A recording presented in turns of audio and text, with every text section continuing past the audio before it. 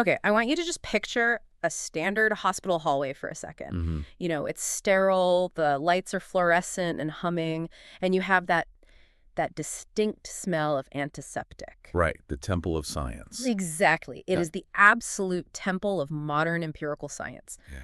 Data rules everything here. Charts, vitals, blood work. And here's the statistic that completely threw me for a loop.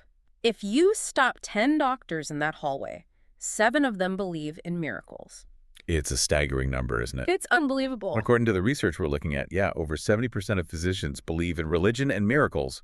But, and this is the fascinating tension we're exploring today, if you look at their charts, their diagnoses, listen to how they talk to patients.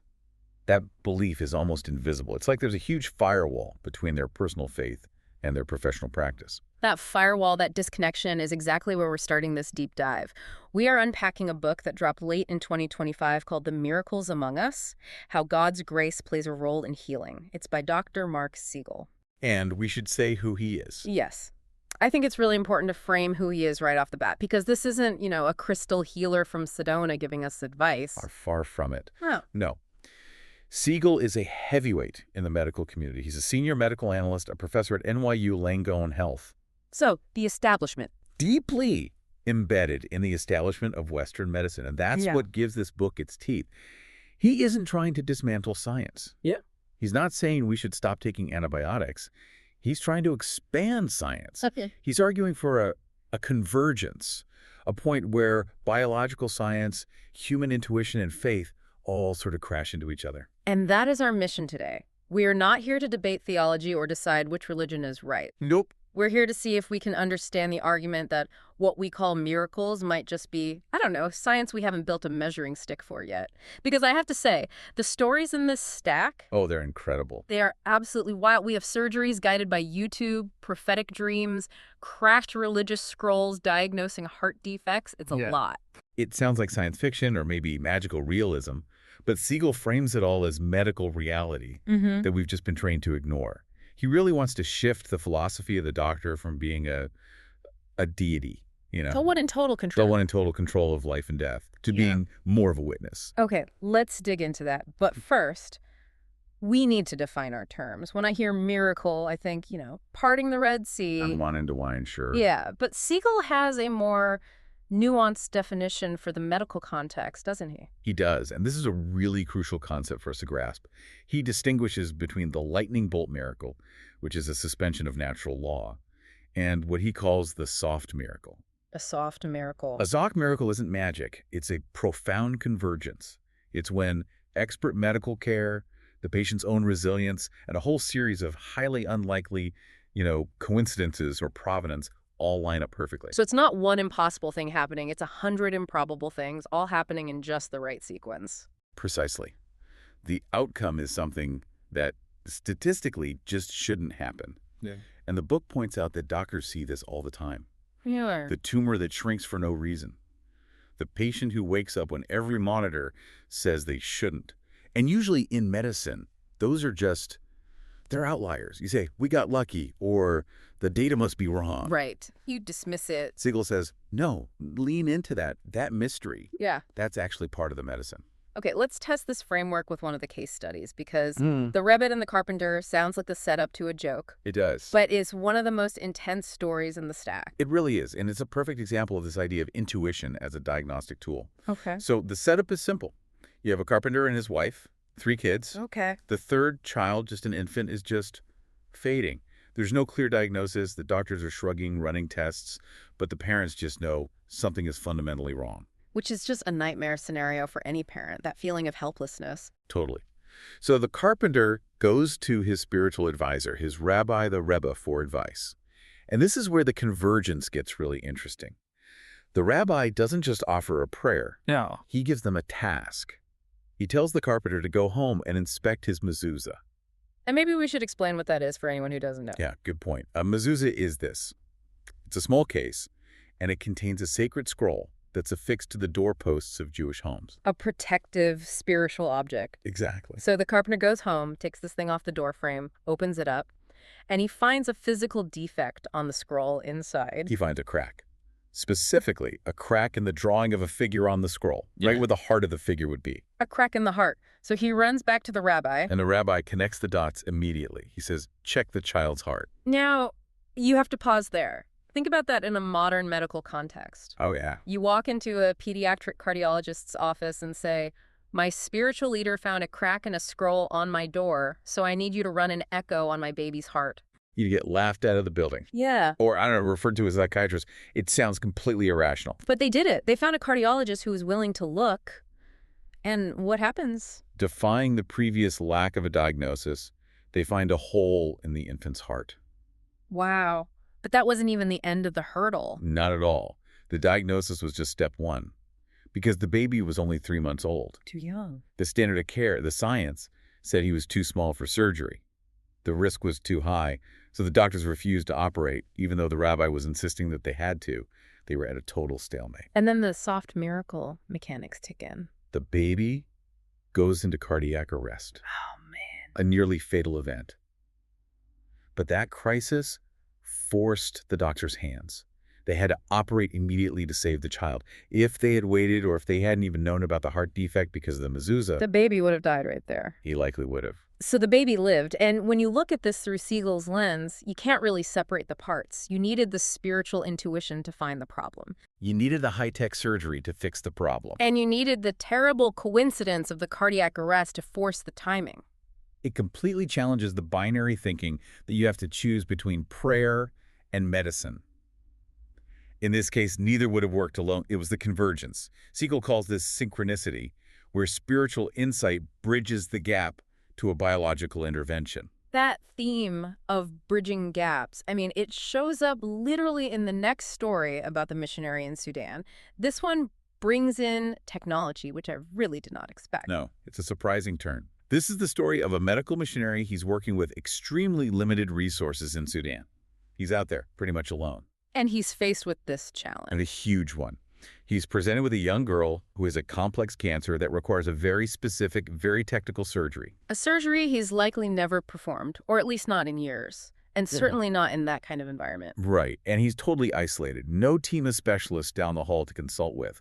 So feeling guided, that's the word the source uses, he goes online. He Googles it. He finds a YouTube video demonstrating the exact technique he needs.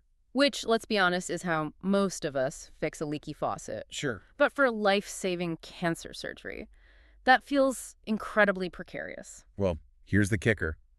And this is why Siegel flags it as a soft miracle. The video was in a foreign language. What? The doctor couldn't understand a single word being spoken. So he's flying completely blind on the audio. He has no verbal instruction at all. But the visual language was universal. The images on the screen were clear enough to guide his hands. He performed the surgery successfully. The girl lived. It's just fascinating because it forces you to ask, what are the odds? Exactly. The algorithm serving up that specific video at that specific moment, despite the language barrier. Siegel would argue that's not just an algorithm, that's interconnectedness. And the book doubles down on this idea that we're connected across vast distances with the story of the pharmacist in Minnesota. Oh, the dreamer. Yes.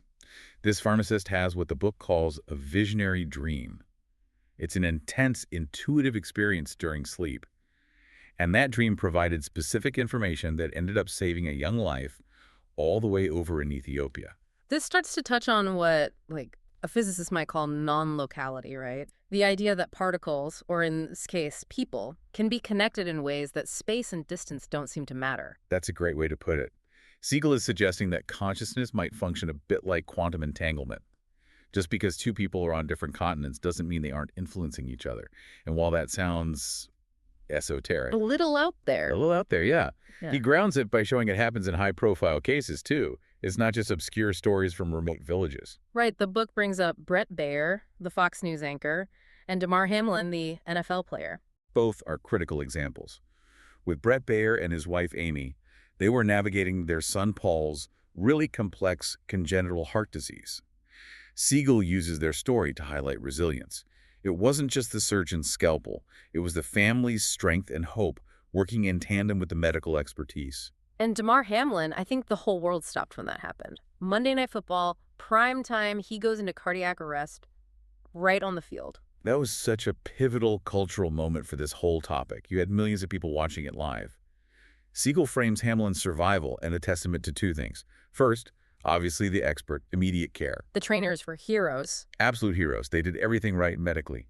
But second, the unwavering faith of millions of people focusing their attention and their energy on him at the exact same time. It brings up that idea of collective intent, whether you call it prayer or just focus, having 10 million people rooting for your heart to start beating again.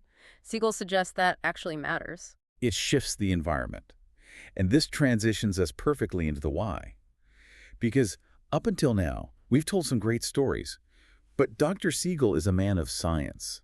He doesn't just want to say it's magic. Right. He tries to ground this in physiology. He calls faith a healing catalyst. This is the part I really want to drill down on. For the listener who loves the mechanics of things, how does believing in something, God, the universe, whatever, actually change your blood work? It fundamentally comes down to the stress response versus the relaxation response. Yeah. When a patient is terrified, their body is in a state of high cortisol, high adrenaline. Fight or flight. Pure fight or flight, that's catabolic. It breaks down tissue, it suppresses the immune system because the body thinks it needs to run from a tiger, not nip bone or kill cancer cells. Which is the exact opposite of what you need when you're trying to heal. You're basically sabotaging your own recovery. Exactly. So Siegel introduces this concept of surrender. The sources explain that when a patient trusts in something larger than themselves, when they surrender the outcome, their physiology shifts. Oh, so? It lowers those stress hormones. It boosts immune markers. Faith becomes an energetic participant in recovery because it switches the body from defense mode to repair mode. So it's not just a comforting thought to help you sleep at night, it's an actual biological switch. Precisely. And this connects to a broader health rule mentioned in the sources, the 5-3-1 rule. We don't need to get into all the numbers, but the core idea is that loneliness is toxic. As dangerous as smoking, I've heard. It is. And connection, whether to a community, a family, or a higher power, is protective. And Siegel has a deeply personal example of this, doesn't he, with his own parents? He does, and it's quite moving. His father lived to 102 and his mother to 100. Wow. That is a serious run. It is. Yeah. And when he analyzes why, he doesn't just look at their genetics or their diet. He attributes it to their devotion to each other. He says they didn't want to leave the other alone. That emotional bond became a kind of biological sustainment system. And I think this is the key to his whole convergence theory. He also gives credit to the doctors. Yes, this is crucial.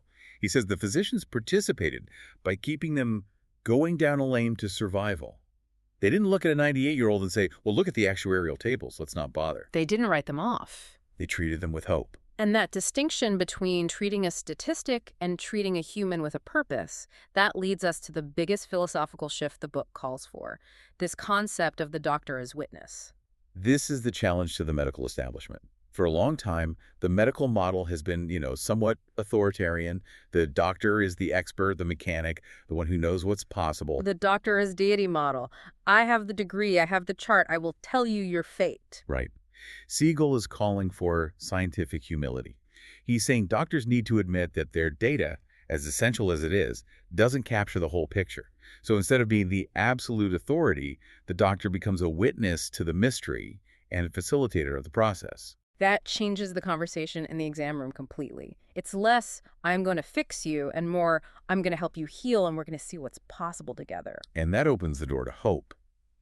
Siegel argues that materialism, the idea that we're just physical matter, just cells and chemistry, is only one layer. The source material argues we're part of a multidimensional system. You have the physical, but you also have spirit, emotion, and energy. And if a doctor ignores those other layers, they're not treating the whole patient. It just brings me right back to that 70% statistic we started with. If the vast majority of doctors privately believe this, that there are layers beyond the physical, why are they so afraid to bring it into the room? I think fear. Fear of looking unscientific to their peers. Fear of giving false hope to patients. Right. But Siegel's counter-argument is powerful. Hope isn't false if it has a biological mechanism. If you strip hope away in the name of being realistic, you might actually be harming the patient's immune response.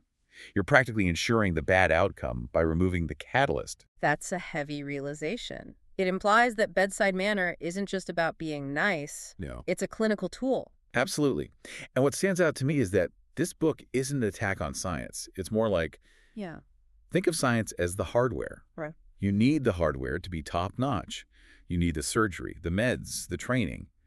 But faith, intuition, hope, that's the software. And you need the software to tell the hardware what to do. You can have the best computer in the world, but if the operating system is buggy, it's not going to work. That is a great analogy. The deep dive takeaway here is that these two things are not enemies. You can be, as Siegel puts it, a deeply committed scientist and deeply committed to faith. In fact, he suggests that combining them is the only way to really get the best outcomes. It makes you a better doctor, and it probably makes you a better patient, too, knowing that your mindset is actually part of your prescription. I think so. It empowers the patient. Yeah. It stops you from being a passive recipient of care and makes you an active participant in your own miracle. So where does this leave us? For the listener who might not be a doctor, or maybe doesn't even consider themselves particularly religious. I think the challenge Siegel leaves us with is just to pay attention. He talks about synchronicities, those small coincidences, the person you happen to run into, the book that falls off the shelf, that gut feeling you get about your health. The soft miracles in everyday life. Exactly. The suggestion is that if we start looking for them, we might realize they're happening a lot more often than we think. We just usually attribute them to luck. Or random chance. Or random chance. That brings me to a final thought I want to leave everyone with. We started with that stat. 70% of doctors believe in miracles but don't talk about them. It makes you wonder. If the experts are seeing things they can't explain and staying silent, how many impossible recoveries are happening right now at this very second that will never make it into a medical journal? It raises a profound question. We might be swimming in miracles, but we've just trained ourselves not to see them. And on that note, we are going to sign off. Keep your eyes open for those synchronicities, everyone. You never know when a soft miracle is heading your way. Thanks for listening to The Deep Dive. Take care.